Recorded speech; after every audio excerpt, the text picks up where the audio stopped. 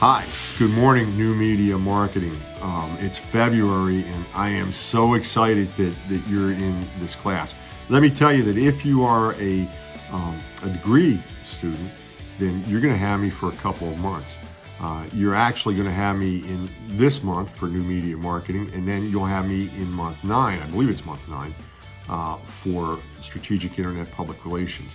And the reason I lobbied and today we do a tremendous amount on social media, both from a standpoint of just influencing and communicating, as well as if we want to plan some public relations campaigns later on down the road.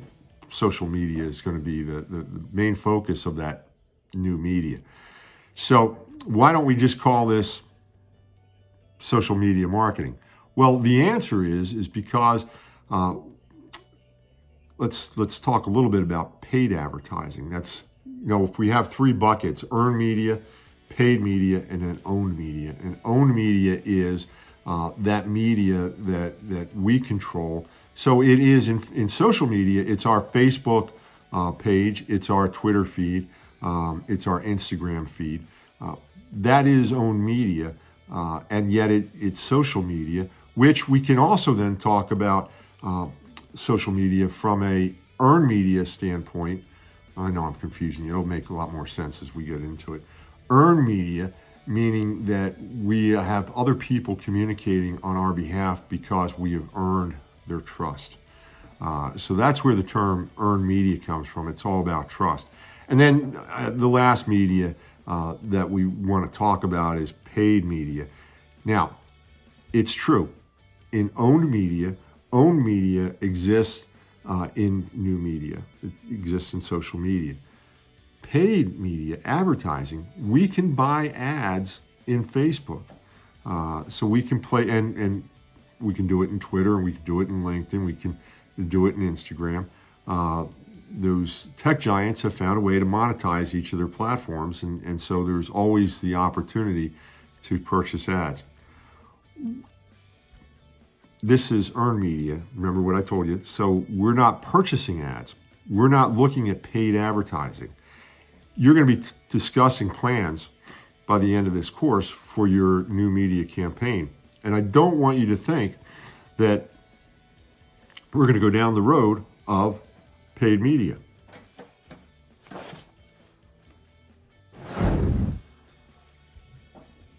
Due to the magic of videotape, I've cut that sneeze out, so you don't know why I'm talking about sneezing, but I just had a whopper.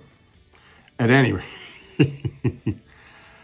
in this class, we do not talk about earned media in the sense of rolling it over into paid buying advertising. So as you develop your plans, you want to make sure that you're not talking at all about buying advertising, about developing some sort of paid campaign, whether it's AdWords, whether it's SEO.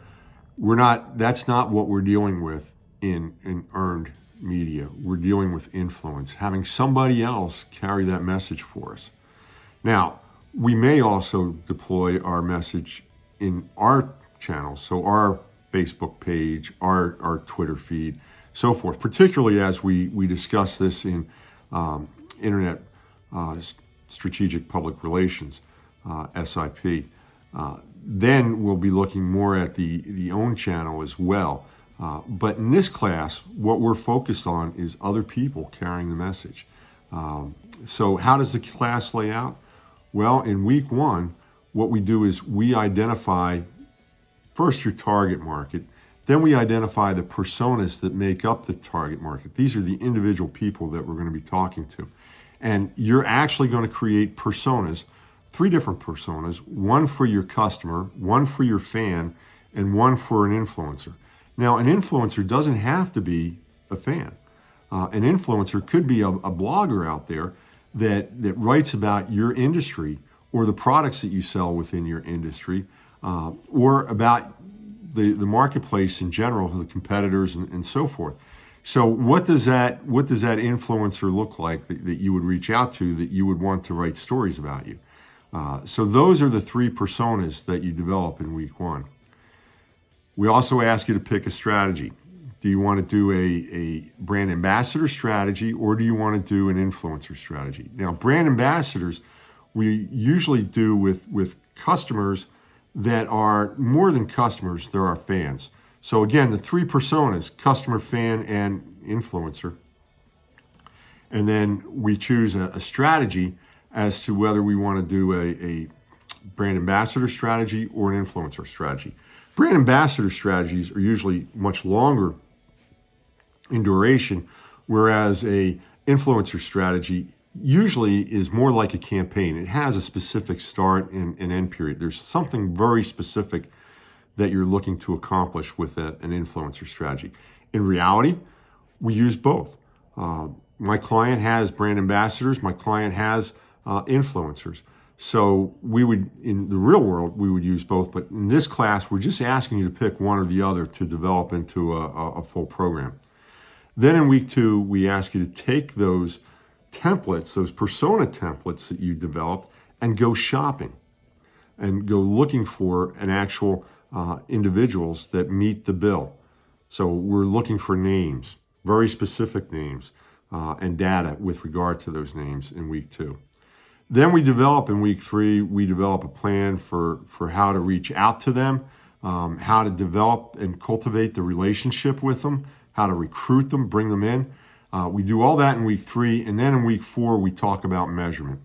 So that's the course in a nutshell, and it's going to be a great course. I will tell you that I have students that come back to me in week 9 and said, I implemented everything that we discussed in new media marketing, and I'm seeing results already, which is one of the things that I love about this program.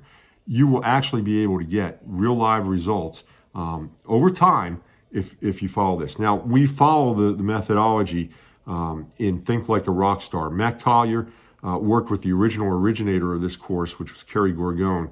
And Kerry and Mac are good friends. I became friends with Mac as a result of being good friends with Kerry Gorgone, who is no longer at Full Sail. She's with Marketing Profs today.